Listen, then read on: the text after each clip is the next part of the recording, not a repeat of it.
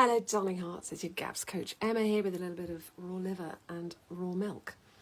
I want to talk about morals. I want to talk about feeling demoralised.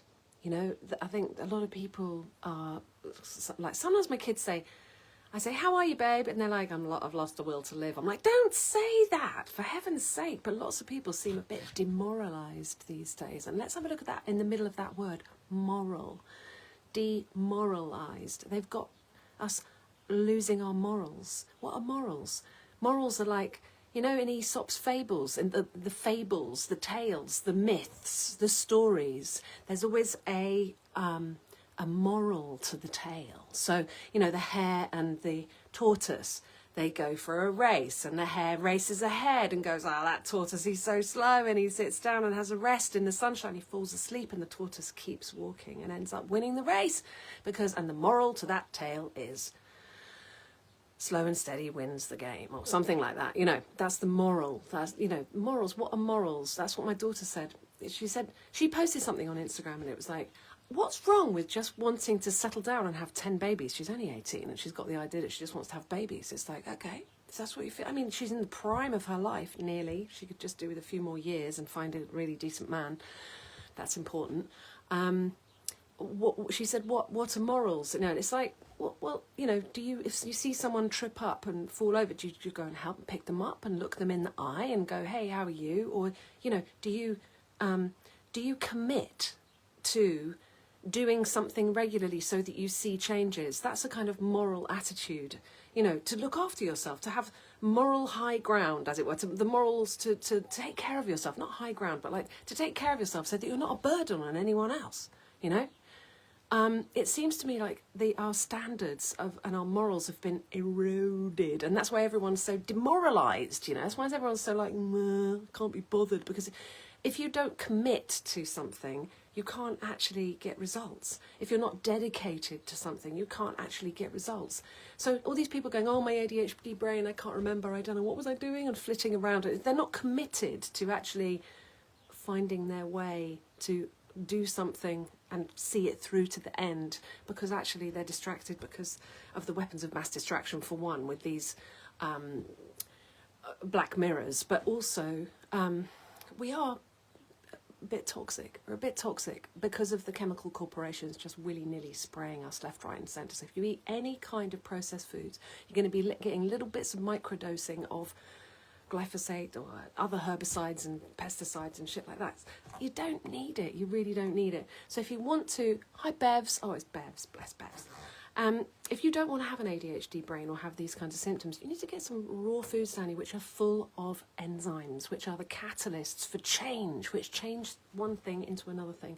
When you start getting these good, high nutrient dense animal products down you, your brain starts to work differently. But maybe I've seen a lot of people going carnivore lately, loads and loads and loads going carnivore lately, but that isn't necessarily the way to fix a broken gut, because the vegetables are cleansing and the animal products are nourishing, and we need to find a balance between the two, like sunshine and rain, joy and pain. Sunshine and rain, you know, we are omnivores and we are supposed to be eating sort of a wide range, not just purely animal products and not just purely vegetables, bit of a mix of everything. Like, you don't need much liver to get a whole heap of B vitamins, vitamin A, vitamin D and vitamin K in perfect ratio, because anyone taking a load of vitamin D, right, where are you getting your vitamin A for? Because they work together in symbiosis. 10 to 1 vitamin A to vitamin D, and that's the ratio you'll get in raw beef liver. So anyway, what I was talking about was morals. Yeah, I was talking about morals. But you find that when you start to really appreciate the animals, and I know I've brought up animals, you know, and I've slaughtered my own animals, and I've eaten my own animals, and I've mourned them and loved them and incorporated them into the cycle of life.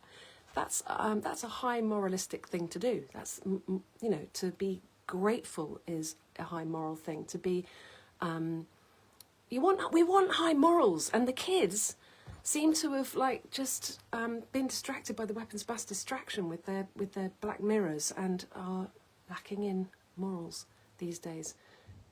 But that's by design, so it's not their fault. But we need to, as elders and as grown-ups, let them know that, you know, we have a certain... The more you dedicate and the more you commit to a certain path, then the better results you're going to get. And that is a high moral thing to do. Do you know what I mean? Anyway, darling hearts, I haven't been holding this in front of your face for ages. I'm going to show you how easy it is to enjoy raw liver. It's a honey spoon. I've got honey on my spoon, which means when I put the liver in my mouth, all I can taste on my lips is honey. Knock it back. With raw milk, like a pill. Like, I don't chew it.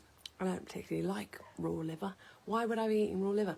Because it's full of minerals and it's full of B vitamins, it's full of vitamin A, vitamin D, vitamin K in perfect ratio. That's one of the best supplements you could ever take, that is. Don't need much, just little and often, you know. Anyway, do you want to come on retreat in Normandy? Or let me work with you one-to-one to get to the bottom of your root problems? I had a lady working with me recently. I'm not going to say who it is, so nobody needs to know. But she had egg burps. Like, when she ate the wrong thing, suddenly a little critter inside her would make her burp up like sulphurous, rotten egg burps, right? She had it for 3 years. 3 years she'd been suffering with this dreadful... She was scared to eat anything in case she got this horrible sulphurous egg burp, gone off rotten egg burp thing happening. Anyway, I worked with her for a month and boom, we nuked it. We found out what its kryptonite was and we nuked it.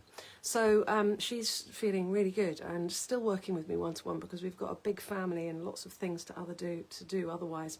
It's exciting. So yeah, work with me one-to-one. I don't mind if working with the mama means working with the baba means working with the dada as well, actually. It's like it's a family affair. It's pointless trying to do gaps for just one kid and go, yes, it's that kid. That kid's got the problem. We're going to do the diet for that kid. No, this is how we used to eat before the dawning of the Industrial Revolution, before processed packaged nonsense. This is how we should all be eating, really. A wide variety of foods, raw as possible, both animal and vegetable, and to be seriously grateful for what we have got, and to have simple foods that's seasonal, you know. So to cook, and not many people really know how to cook anymore. That's why I've got the cookery school. Anyway, darling hearts, I'm just going to go and lick my honey spoon now. Have a beautiful evening. Come on retreat in Normandy if you like. See me at timelesscookery.com.